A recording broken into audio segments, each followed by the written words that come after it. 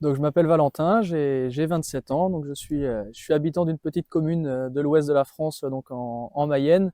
Donc j'habite à Saint-James-le-Robert et voilà, ça fait 27 ans que j'habite le secteur, le territoire des Coévrons comme on l'appelle.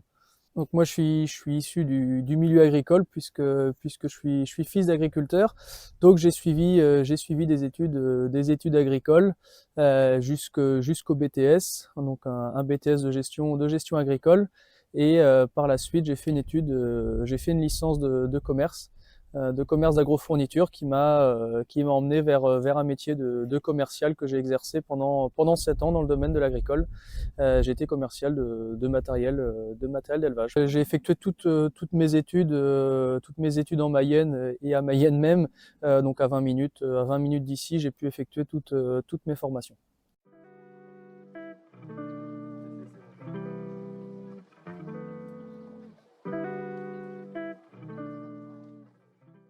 Voilà, on vit dans un territoire, si je puis dire, très rural.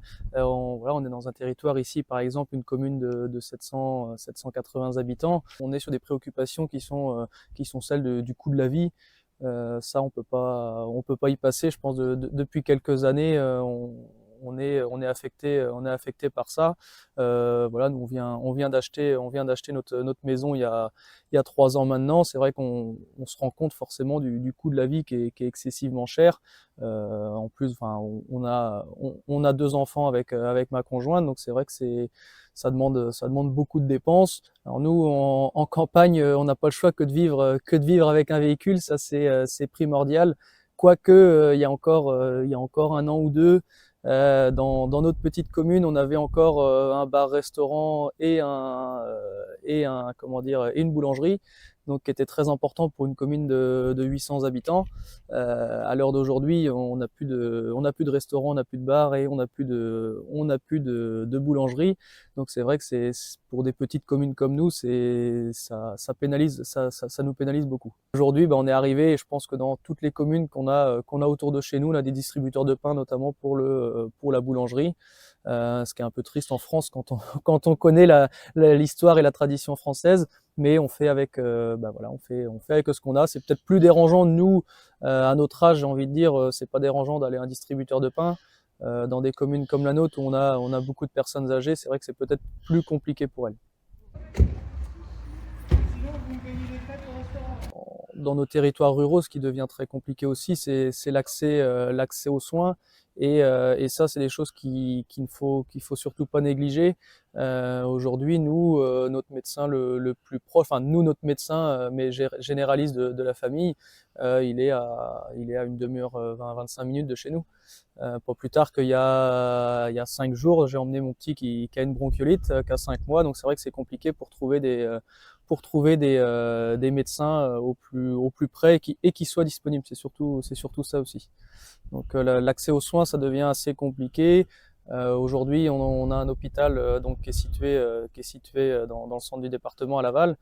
Ça aussi, ça devient des choses compliquées. On a eu l'occasion d'hospitaliser nos enfants pour diverses choses. Voilà, on a eu l'impression de retourner un petit peu de faire un bond en arrière. On n'a pas connu ces années-là, mais j'ai eu l'impression de retourner un peu dans les années 70. On n'est pas, on a des hôpitaux qui deviennent très vieillissants dans nos campagnes. Alors c'est vrai que alors il y a des équipes qui ont été formidables, c'est pas le souci, mais c'est vrai qu'on se retrouve dans des locaux qui sont très vieillissants et c'est vrai que quand on est parent, qu'on emmène un bébé qui a 3-4 mois, ça fait un petit peu, on peut pas dire que ça fait peur, mais ça fait réfléchir quand on voit l'état des hôpitaux. Alors ça, on va dire, c'est les urgences pédiatriques, et si on a besoin d'un généraliste, on n'en parle pas, puisque là, c'est même pas dans le département qu'on va trouver des spécialistes, enfin, que ce soit pour des enfants ou pour les adultes. Des spécialistes aujourd'hui, faut qu'on fasse, nous, plus de 2 heures de route pour aller voir des spécialistes. Ouais. Alors des spécialistes, on va avoir au plus près, on va avoir Le Mans qui est à 3/4 d'heure de chez nous, et puis 3/4 d'heure, 1 heure, et puis après on va aller sur Angers qui est à 1 heure et demie, Angers, Rennes, voilà, qui sont des villes qui sont à 2 heures de chez nous. Alors ophtalmo, on va en trouver, pédiatre aussi, on va en trouver, mais c'est des médecins qui vont déjà être overbookés, donc ça va devenir compliqué. Ouais.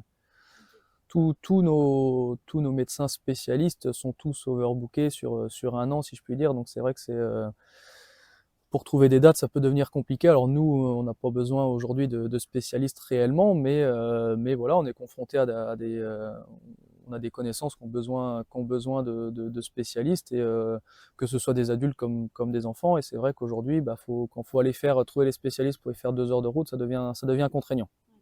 On est obligé de bloquer des journées pour aller prendre un rendez-vous qui peut durer une demi-heure, voire 3/4 d'heure. Prendre une journée de travail, c'est pas non plus l'objectif, quoi.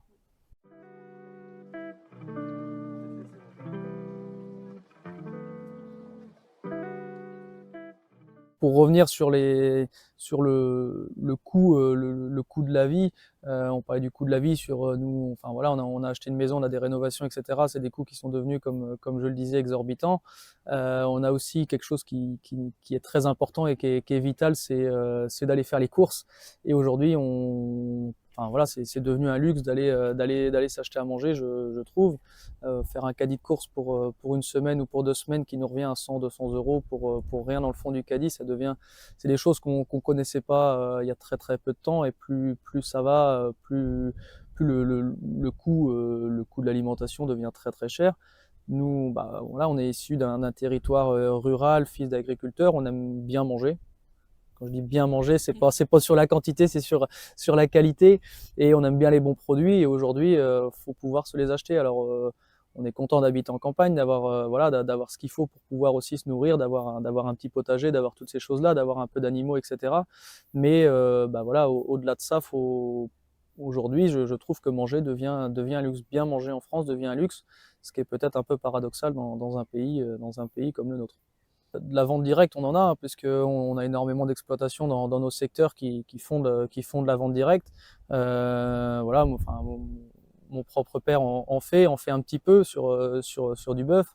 Donc on est ravis de trouver de la vente directe. Alors, moins cher, pas forcément, mais de la viande de qualité, à un prix qui rémunère à sa juste valeur l'ensemble du circuit. On est sur un territoire, on est sur exclusivement de l'élevage bovin.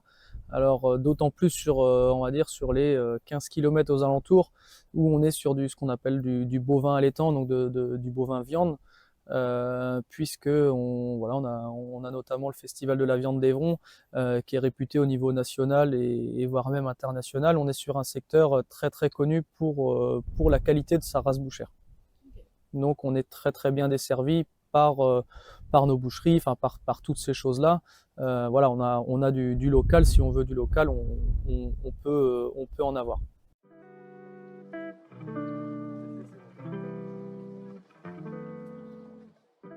Si on veut revenir sur les autres axes de la vie quotidienne dans nos territoires ruraux, on a un accès au logement qui peut aussi être compliqué. Alors d'autant plus depuis 1 an ou 2, dans nos secteurs. Si je prends quelques exemples, voilà, des jeunes qui veulent s'installer, trouver une maison de location pour débuter. On a aucune maison de location dans nos territoires, même si on va sur des villes les plus proches, où on peut retrouver 8000 habitants, et voilà, on a du logement locatif, par exemple, pour des jeunes qui souhaitent s'installer. On n'a pas de logement locatif, par exemple. Alors ça peut devenir compliqué pour des jeunes qui souhaitent s'installer et qui ne peuvent pas investir dans un premier temps. Même à l'achat, on a très très peu de logements disponibles à aujourd'hui. C'est vrai que l'accès au logement peut devenir compliqué pour certaines personnes. Alors d'autant plus, alors depuis 1 an ou 2, on le voit très très bien. Aujourd'hui, on a des coûts, enfin des taux qui sont devenus très très excessifs depuis 1 an ou 2. Aujourd'hui, acheter une maison peut être très très compliqué, voire impossible pour certaines personnes. Si je prends mon exemple, je pense que racheter la maison que j'ai achetée il y a 3 ans, ça peut être très très compliqué à aujourd'hui, au vu de l'évolution des taux. On a pu acheter au bon moment, sans le savoir, mais on a acheté au bon moment.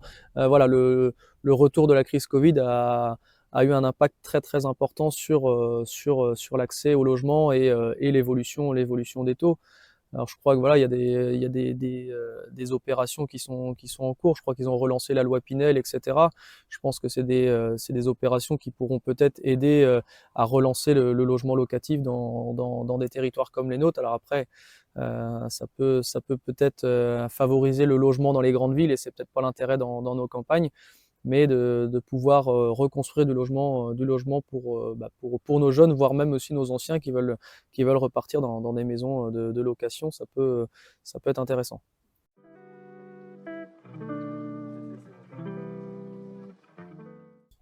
Alors aujourd'hui, donc moi je suis en transition au niveau vie professionnelle. Un des gros avantages qu'on peut avoir dans notre secteur et dans notre département qui est la Mayenne, c'est que du travail, si je puis dire, on n'en manque pas. Du travail, voilà, on a une commune, enfin la ville la plus proche où il y a 8000 habitants.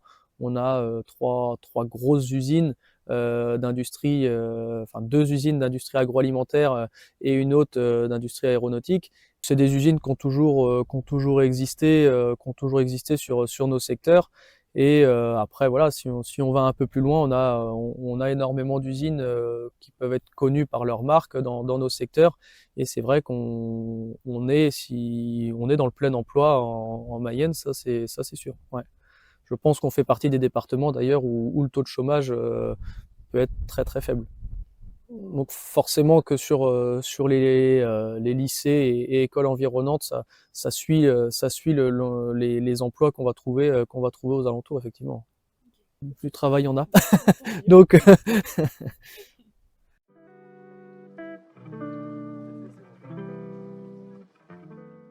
je pense que dans nos territoires, ça fait des années et des années qu'on essaye d'avoir des réponses politiques. Je pense que l'ensemble des habitants des territoires ruraux ont oublié et se disent que de toute façon des réponses politiques on n'en aura pas forcément. Je pense que les gens ont fait la passe là-dessus parce que c'est vrai qu'aujourd'hui on se rend compte, enfin nous qui sommes plutôt terre à terre, on se rend compte que la politique est trop éloignée de nos territoires. Alors c'est pas, enfin alors d'autant plus en ce moment où on a le salon de l'agriculture, c'est un peu ce qu'on se dit en rigolant, mais c'est pas en mettant les bottes 2 fois par an qu'on peut connaître nos territoires et les problématiques qu'on a dans nos campagnes.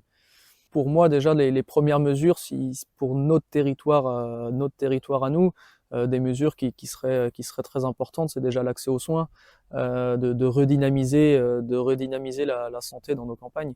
Je pense que, voilà, enfin, j'espère, on entend parler, j'espère qu'il y a des projets de maisons de santé, des choses comme ça, faire venir des médecins et des généralistes par chez nous. Je pense que tout ce qu'on entend au niveau de la politique nationale, oui, c'est une politique qui se dirige vers les villes.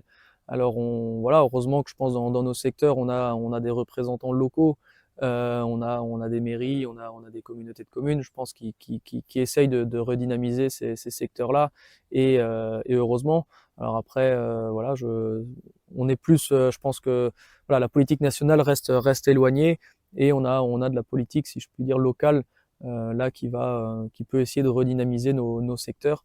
Mais voilà, toutes les mesures qu'on peut entendre restent pour de la politique nationale et pour moi de la politique de ville, si on veut.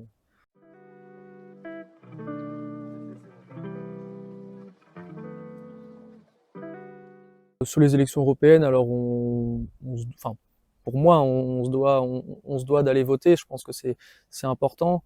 À aujourd'hui, pour être honnête, je me suis pas encore du tout rencardé sur le sujet, et on n'a pas encore eu non plus de sollicitations particulières sur ce sujet-là. Je pense qu'il y a eu il y a eu beaucoup de choses au niveau de la politique nationale et mondiale ces derniers temps qui ont fait que.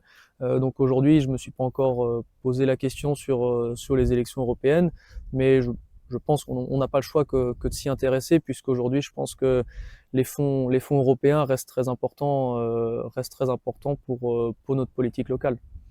Moi qui est plutôt issu du milieu agricole, oui, voilà, on sait forcément que la politique européenne est très importante pour nos territoires ruraux.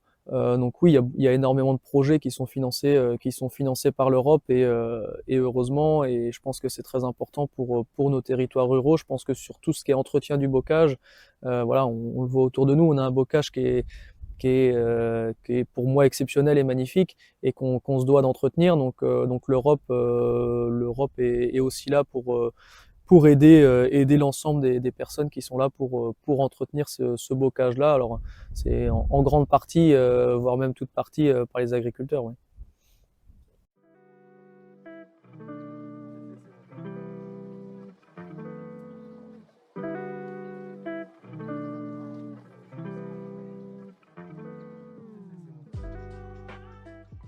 Depuis mon plus jeune âge, j'étais impliqué dans la vie associative. Alors plus jeune, c'était plutôt dans les associations sportives. Aujourd'hui, je suis plus impliqué enfin, notamment sur ma commune, sur la partie animation de la commune toute l'année. Je pense que c'est extrêmement important dans nos campagnes et toutes nos communes alentours, ou presque, voilà, ont des comités d'animation dans leur commune et je trouve que c'est extrêmement important de dynamiser nos petits villages. Aujourd'hui, c'est voilà les moments de partage et de retrouvailles, je pense, sont extrêmement importants. Et voilà, moi je milite aussi pour ça, pour avoir des campagnes qui puissent vivre. Ça c'est extrêmement important, que ce soit pour la jeune génération comme la génération plus ancienne, parce que voilà, on a besoin aussi de se retrouver, de partager. Nous sur notre association de comité d'animation, on est sur une tranche d'âge entre 17 et 85 ans sur 20 bénévoles. Voilà, à 20 bénévoles, on arrive à une vingtaine de bénévoles, on arrive à animer une commune, et ça c'est, enfin voilà, nous ça nous fait aussi extrêmement plaisir de pouvoir créer ça. Alors ça va de plein d'animations, voilà, de soirées de Noël, de petites sorties de Noël, à des randonnées gourmandes, à une fête, la fête du village, hein, qui est le moment de l'année avec un feu d'artifice, un bal, etc. Où là on retrouve et on a énormément de personnes qui peuvent venir aussi sur le village, et ça je pense que c'est important pour tout le monde. On crée du lien et on a aujourd'hui, je pense que le bénévolat, ça nous permet aussi voilà, de sortir de notre zone de confort un petit peu, puis d'aller organiser des choses auxquelles on n'est pas habitué, et ça c'est intéressant aussi. Il y a 50% du territoire de notre commune qui est situé sur une zone qu'on appelle Natura 2000. Et donc à ce titre-là, une association du département qui s'occupe de l'entretien du bocage et de l'entretien des haies a voulu créer, organiser une fête sur ce thème-là, sur l'entretien du bocage, puisque bah voilà, comme je disais tout à l'heure, on le voit derrière moi, il y a un bocage qui est très dense. On a énormément d'aide pour cette fête-là sur des financements qui viennent également de l'Europe, puisqu'on est sur des fonds, alors pourquoi des fonds européens? On est sur des fonds qui se rapprochent de l'écologie, l'entretien du bocage, et donc là on est sur des fonds européens, effectivement.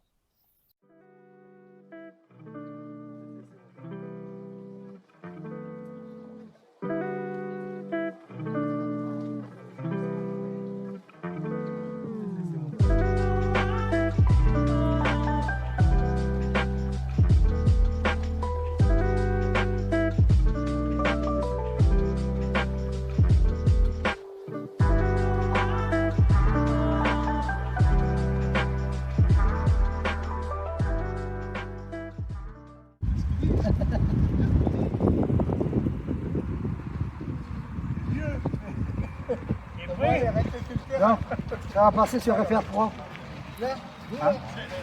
Il est pas prêt.